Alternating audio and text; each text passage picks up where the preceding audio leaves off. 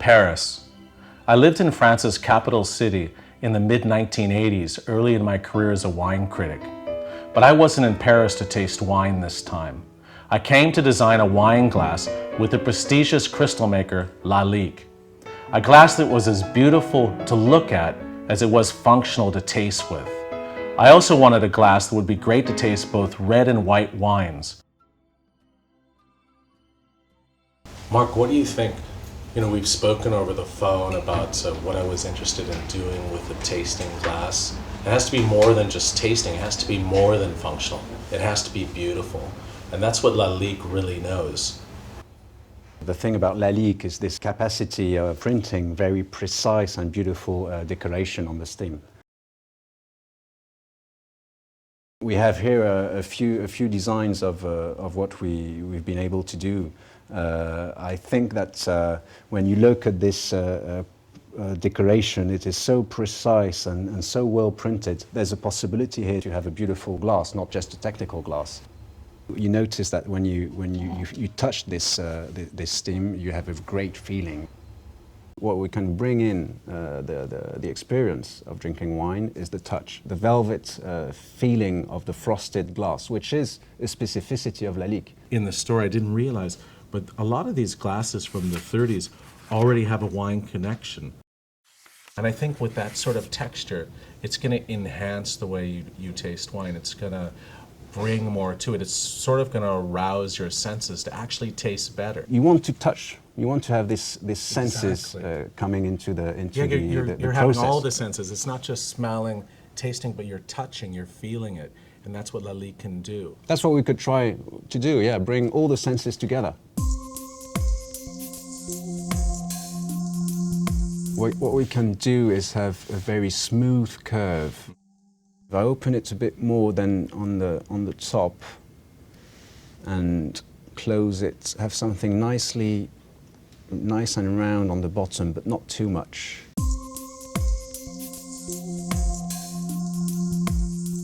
Okay, we need to find the perfect balance between opening and the round shape at the bottom. Closing it gives you a little bit more intensity and aromas, but I don't like exaggerating that. Because I want the glass to be very functional with all wines, sparkling, white, and red. That's the beauty of this glass, is just one glass for everything.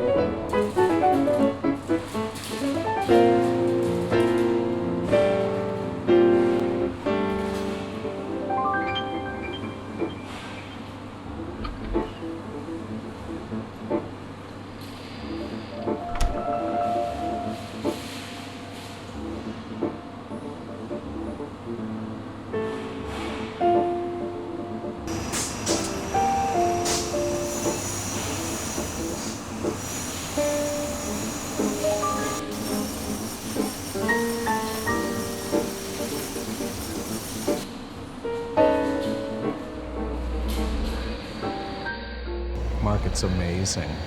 And we've been here this morning in the factory in Wingen and spent hours looking at this glass, how it's being made, the processes, the labor. It's insane how much goes into it. I mean, how many processes does it take?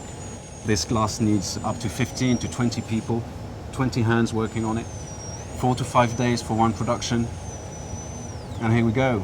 We have a beautiful and amazing final product. It's amazing.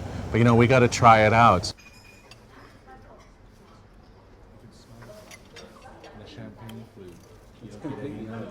Right? Yeah, absolutely.